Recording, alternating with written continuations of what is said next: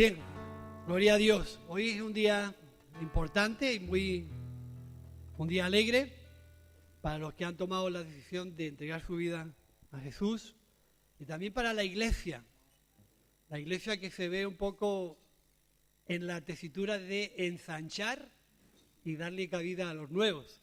Si somos estrechos, no hay más que los que estamos y ya está.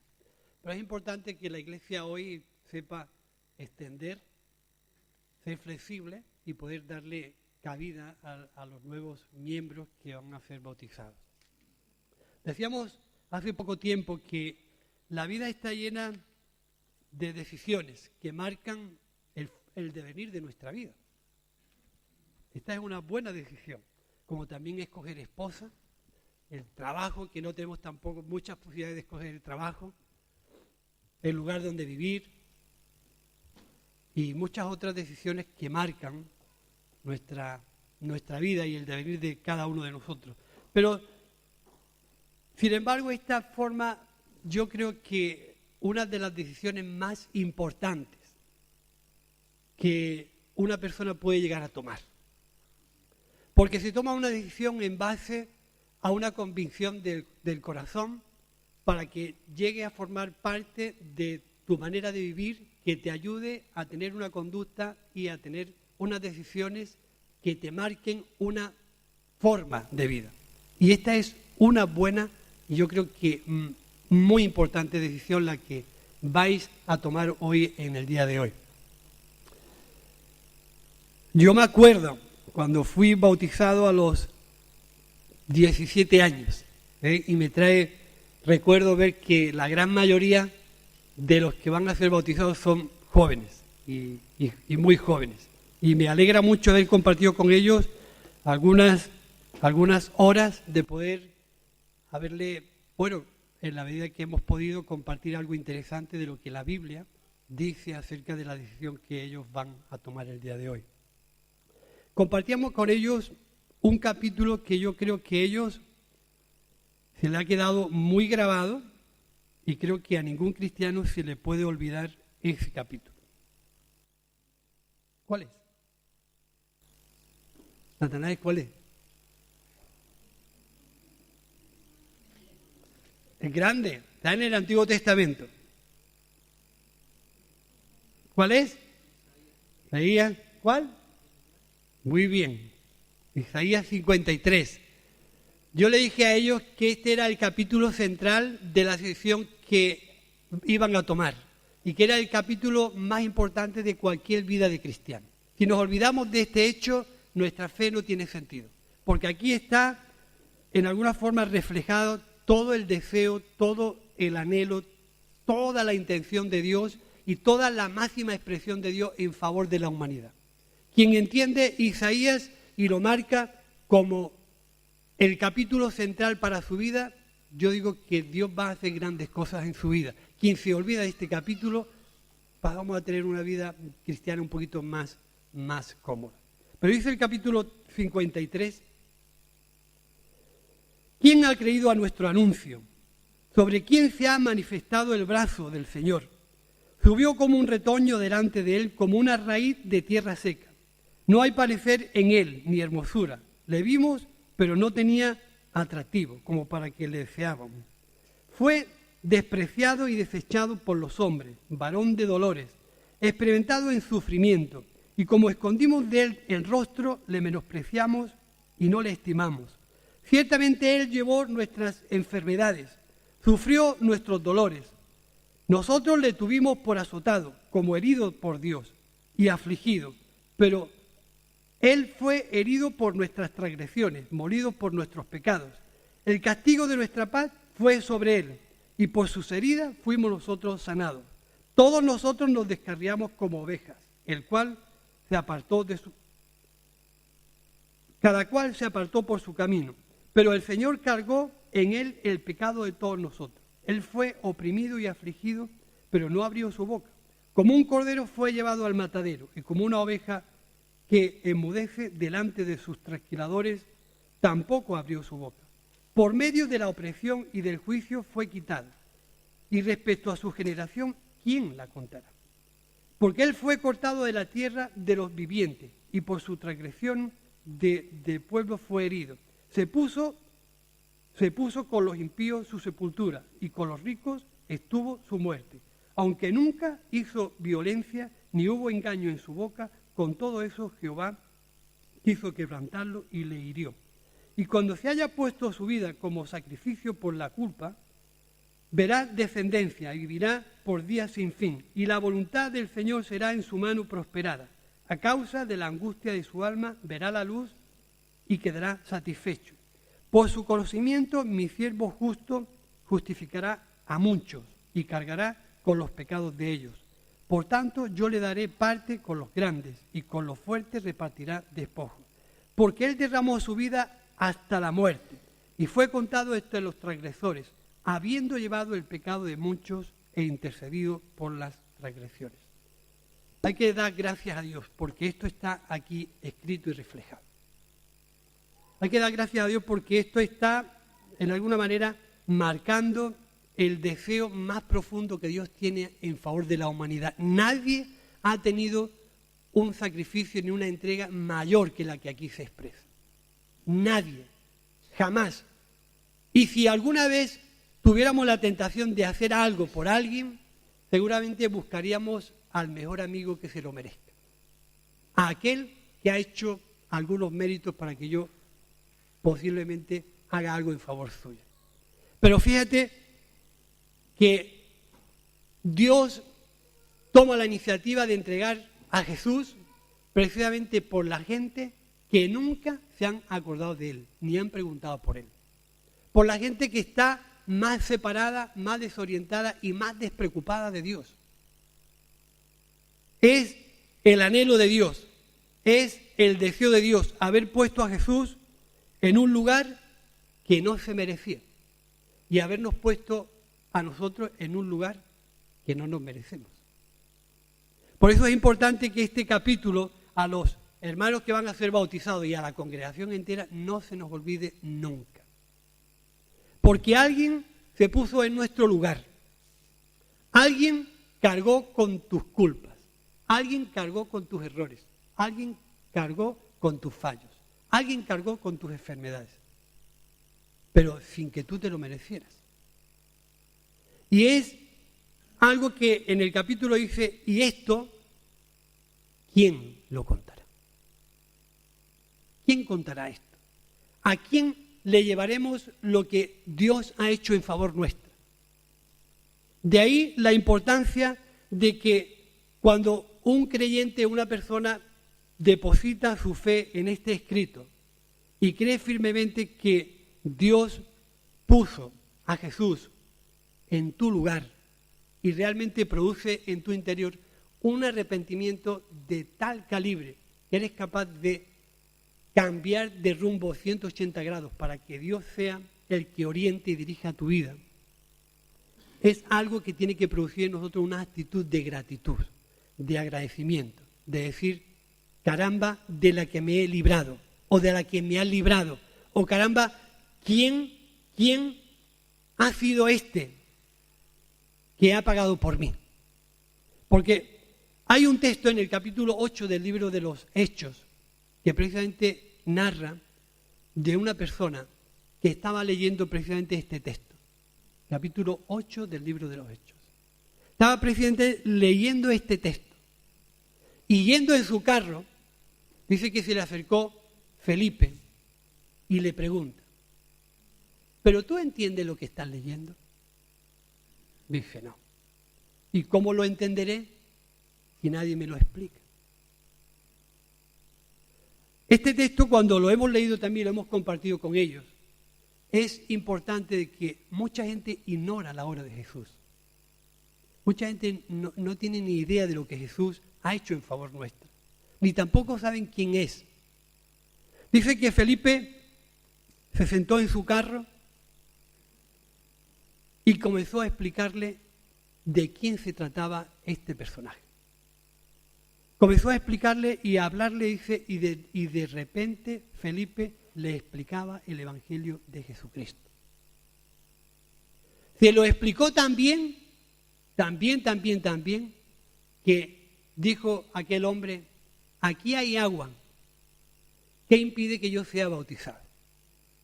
¿Qué explicación o qué argumento le dio Felipe a este hombre que entendió perfectamente que Jesús había sido su sustituto? Produjo en él una actitud de arrepentimiento tan profunda que inmediatamente le salió el deseo de obedecer a Dios a través del bautismo. El bautismo, hermanos, que explica y simboliza una situación muy importante en la vida de Jesús. Dice el capítulo 6 del libro de Romanos, versículo 4, que por el bautismo somos sepultados para muerte. Lo leemos. Y así no me equivoco.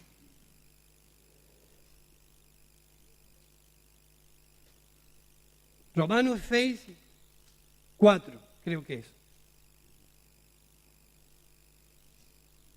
Dice, pues por el bautismo fuimos sepultados juntamente con Él en la muerte, para que así como Cristo fue resucitado de entre los muertos por la gloria del Padre, así también nosotros andemos en novedad de vida. Cuando nos toca hablar del bautismo, inmediatamente viene a nuestra intención, a nuestro corazón, que es una decisión que tomamos frente a algo. Hemos decidido obedecer a Jesús a través de la Escritura para entregarle nuestra vida. Y yo les decía a ellos que es el inicio de algo que comienza, de algo que no tiene ni forma ni nada. Es algo donde yo digo, deseo servir a Jesús, creo en lo que he leído profundamente, creo que Cristo tomó mi lugar, que Él ocupó mi sitio, que por su actitud mis pecados fueron perdonados y que por esa acción de Jesús me permite relacionarme con Dios de una manera fraternal.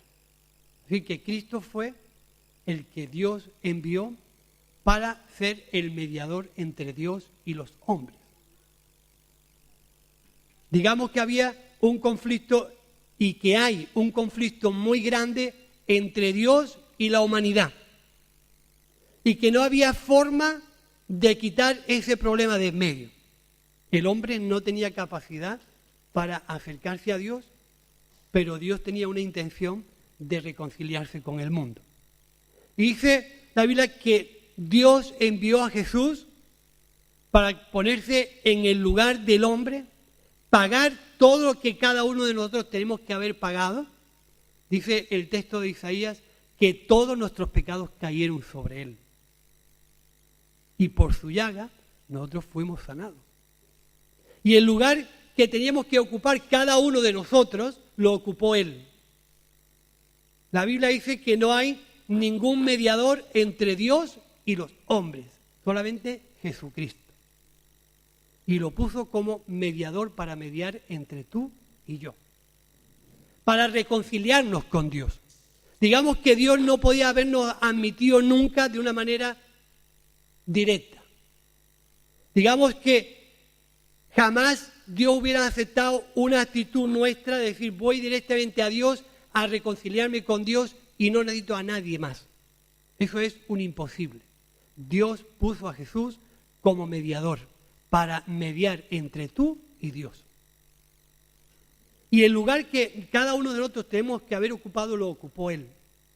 Y cuando nosotros decidimos y entendemos que Cristo pagó por nuestros pecados, no tenemos muchas soluciones. Por lo menos cuando lo entendemos bien, no tenemos muchas soluciones.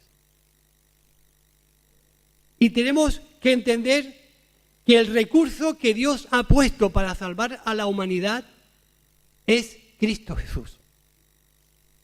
Que el remedio que Dios ha puesto para que la humanidad sea perdonada es Cristo Jesús. Y que no hay otra forma de acercarnos a Dios.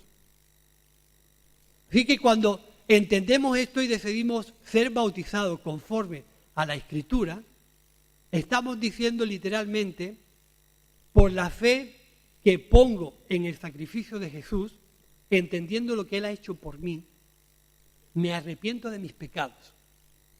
Creo en el sacrificio de Jesús, por lo tanto obedezco a ser bautizado tal como la palabra de Dios establece.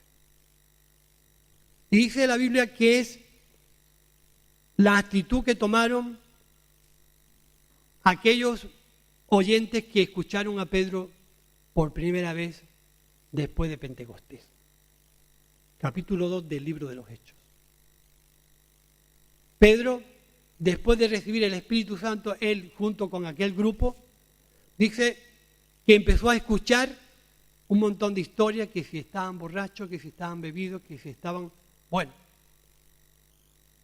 Y él dice, esto no es más que aquello que está escrito en el profeta Joel, que Dios había dispuesto derramar el Espíritu Santo sobre toda carne. Y comienza a decir, a este Jesús, a quien vosotros habéis crucificado, Dios le ha hecho Señor y Cristo. Cuando aquella gente comenzó un poco a cavilar y medio a entender lo que habían hecho, su reflexión en su interior fue tanto tiempo esperando al Mesías anunciado por los profetas un montón de veces. Y cuando lo tenemos delante nuestra, lo crucificamos. Se quedaron en alguna manera sin armas para defender su postura.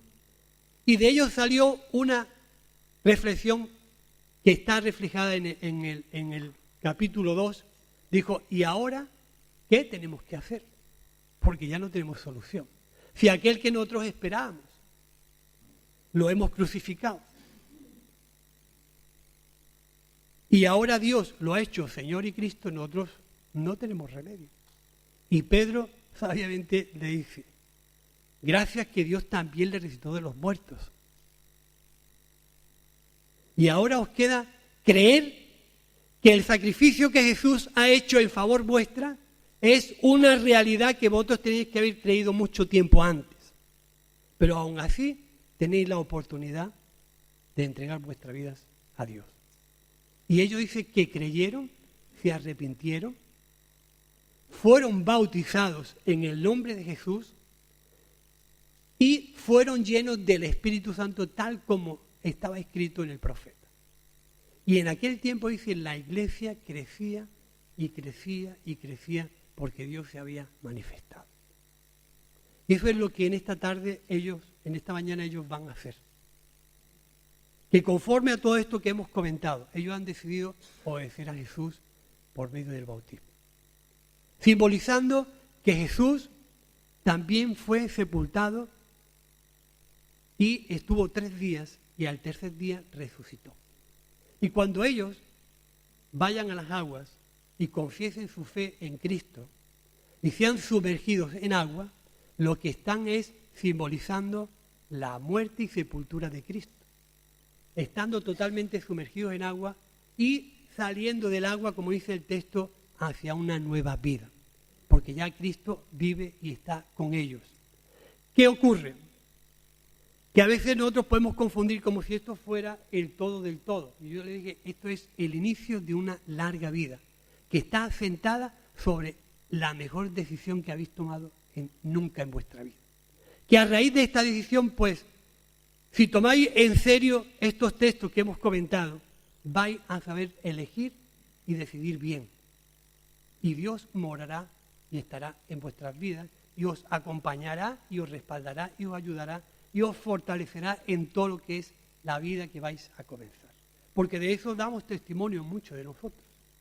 Y de ahí es que hoy la Iglesia entienda esa apertura hacia los nuevos miembros, nos convirtamos todos en ejemplos de vida cristiana donde ellos puedan tener una referencia de vida.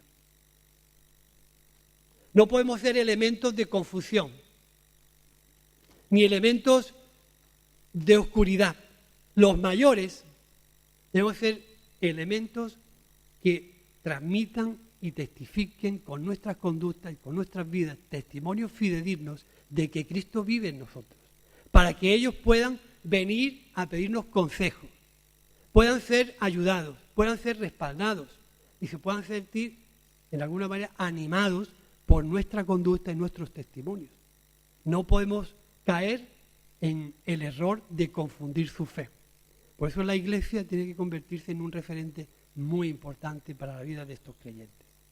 Y a los padres, es importante que los padres también se compliquen la vida con esta decisión que ellos han tomado.